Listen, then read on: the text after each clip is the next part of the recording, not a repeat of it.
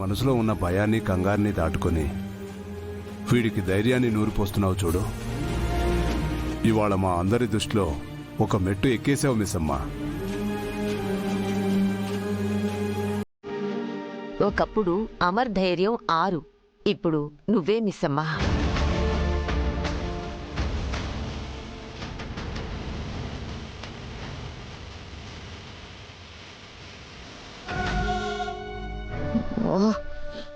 వచ్చేవాళ్ళు ఈ ముసలోళ్ళని చంపేసినా బాగుండేది.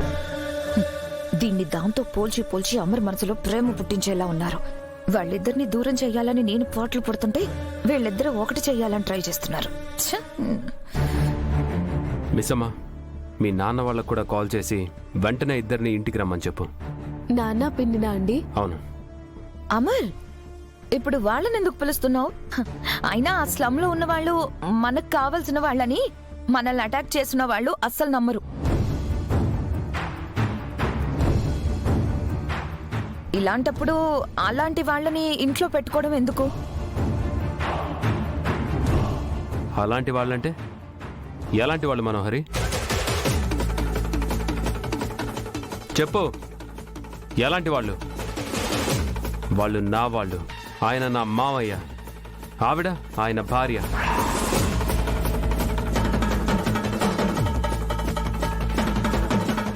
వాళ్ళు ఎక్కడున్నా ఎలా ఉన్నా నా వాళ్ళే. అయ్యో అమర్, నేనన్నది నువ్వు తప్పుగా తీసుకున్నావు. అంటే ఆ పెద్దాయన బయట తిరగకుండా ఉండలేడు కదా, ఇలాంటప్పుడు ఎందుకని అలా అన్నాను. ఎలా అనుకున్నా అనేటప్పుడు ఒకసారి ఆలోచించి మాట్లాడు మనోహరి. అలాగే అమర్. మిస్సమ్మా, అంకుల్కి కాల్ చేసి రమ్మని చెప్పు. అలాగే అండి.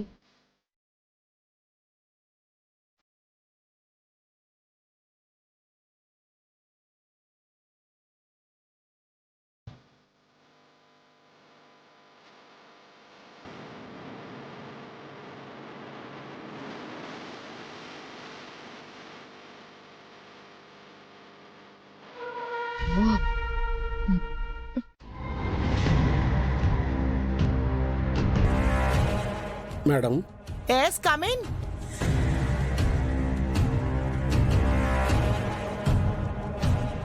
మీతో కొంచెం మాట్లాడాలి మేడం. ఏంటి మేడం, ఏం లేదు మేడం, అర్జెంటుగా చిన్న పని పడింది. ఇవాళకి నేను ఇంటికి వెళ్తాను. రేపు వచ్చి అన్ని పనులు నేనే చేసేస్తాను మేడం.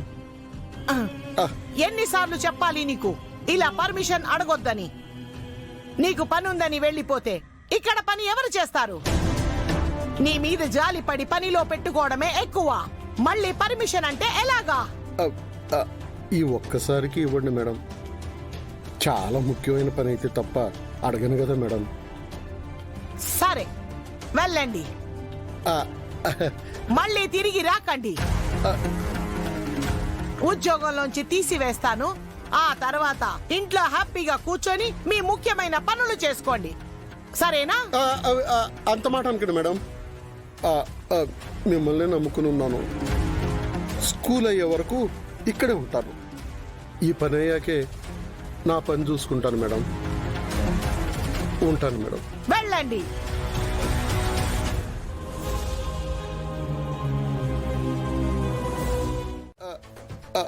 ఏంటి సార్ ఈ యూనిఫామ్ ఏంటి? అంటే మీరు మళ్ళీ వాచ్మ్యాన్ గా చేరారా? అవును రాథోడ్. ఈ విషయం పిల్లలకి నాకు తప్ప ఎవరికి తెలియదు, ఎవరికి తెలియకూడదు కూడా. సార్, మీ హెల్త్ బాగాలేనప్పుడు ఎందుకు సార్ ఇంతగా కష్టపడతారు? ప్లీజ్ రాథోడ్, అమ్మాయికి అల్లుడి గారికి మాత్రం చెప్పొద్దే. సరే, దాని గురించి నేను తర్వాత మాట్లాడతాను. ముందు నేను పిల్లల్ని తీసుకుని ఇంటికి వెళ్ళాలి. ఇంటికా?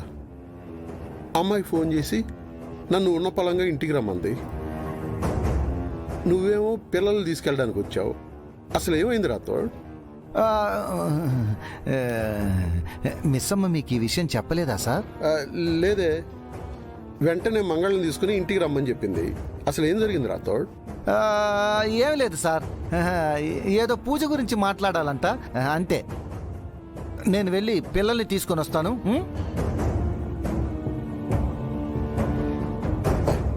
అమ్మాయి రాథోడ్ నా దగ్గర ఏదో దాస్తున్నారు. అదేంటో ఇప్పుడే కనుక్కుంటాను.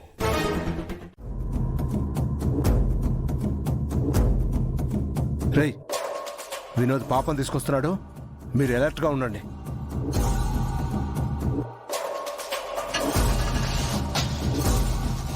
అంకుల్ వదలండి. అంజు పాప, రేయ్ ఆగరా. అంకుల్ అంజు పాప, అంజు పాప నువ్వు తీసుకెళ్తున్నావు ఏంటి? ఏ నువ్వెవడవరా? నువ్వెవరేంట్రా?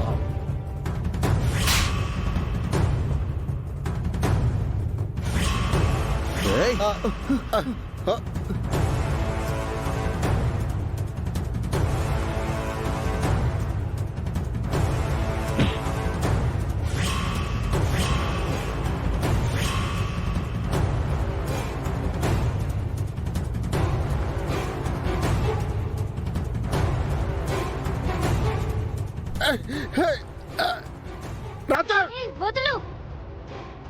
షిట్! రాజర్! అంజు అంజు అంజు అంజు అంజలి పాప, రాజర్ వినపడుతుంది.